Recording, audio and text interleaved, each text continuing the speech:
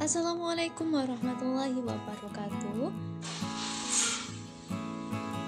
Bapak dan Ibu guru semuanya, kali ini saya akan berbagi tentang aksi nyata dalam menerapkan atau menyebarkan pemahaman Merdeka Mengajar bersama saya Septi Puspitarini. Oke. Di video kali ini saya akan membahas 5 modul yang harus Bapak Ibu pahami tentang Merdeka Mengajar.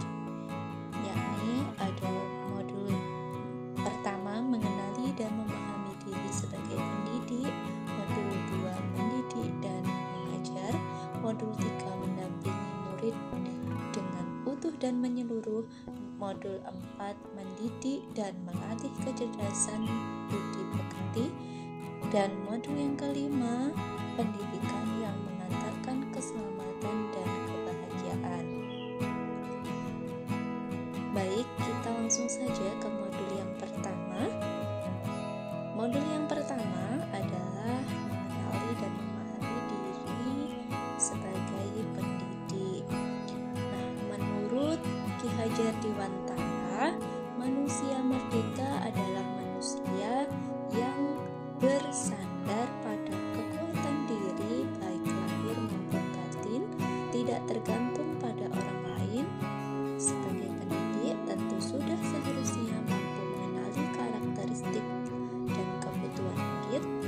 Namun, hal pertama yang harus dilakukan adalah mengenali kekuatan dan kelemahan diri. Pendidikan berperan penting pada perkembangan peserta didik sesuai dengan perkembangan zaman. Untuk itu, guru harus adaptif terhadap perubahan. Lanjut kita ke modul yang kedua, yakni mendidik dan mengajar. Di modul 2 ini, mendidik dan mengajar, pengajaran adalah salah satu bagian dari pendidikan, mengajar salah satu bagian dari pendidik. Menurut Ki Hajar Dewantara, pendidikan sebagai tuntunan, yaitu tuntunan dalam hidup tumbuhnya murid. Tuntunan dalam hidup tumbuhnya murid. Maaf, saya menjelaskannya kebelibet. Lanjut, kita baca teks selanjutnya. Pendidikan tidak sekedar memberikan pengetahuan, namun mendidik keterampilan berpikir dan mengembangkan kecerdasan batin peserta didik. Ki Hajar Dewantara memperkenalkan sistem AMO, yaitu yang pertama, engarso sum tulodo, seorang guru harus menjadi teladan. Yang kedua, ing matya mangun karso, seorang guru harus memberikan semangat pada murid. Yang ketiga, tumuri handayani, seorang guru harus memberi dorongan atau menjadikan murid mandiri. Begitu di modul yang kedua. Lanjut kita di modul yang ketiga, yakni mendampingi murid dengan utuh dan menyeluruh. Di modul yang ketiga ini, setiap peserta didik terlahir dengan kodrat alamnya masing-masing. Kodrat alam merupakan bagian dasar pendidikan murid yang berkaitan dengan sifat dan lingkungan di mana murid berada.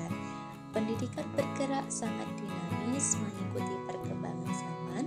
Kodrat zaman merupakan bagian dasar pendidikan murid yang berkaitan dengan isi dan irama.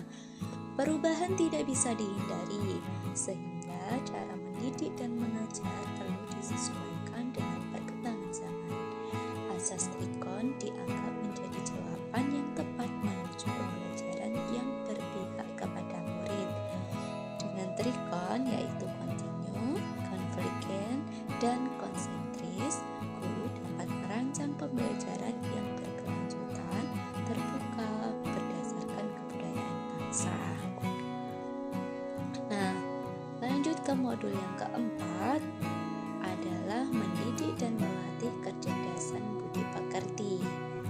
Budi pekerti atau watak dapat dimaknai sebagai perpaduan antara cipta kognitif dan rasa afektif sehingga menghasilkan karsa psikomotorik.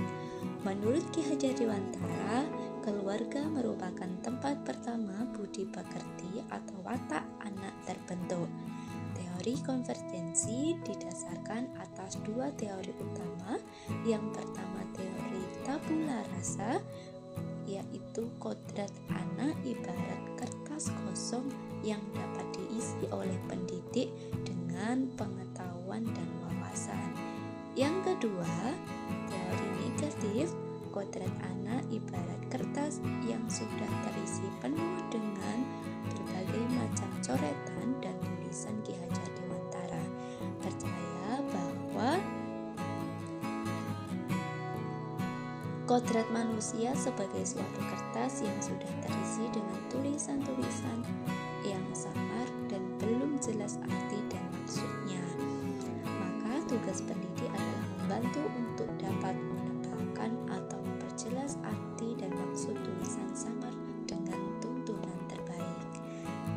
Lanjut untuk modul yang terakhir di modul yang kelima. Nah, modul yang kelima ini adalah pendidikan yang mengantarkan keselamatan dan kebahagiaan. Pendidikan sejatinya dapat mengantarkan murid untuk keselamatan dan kebahagiaan.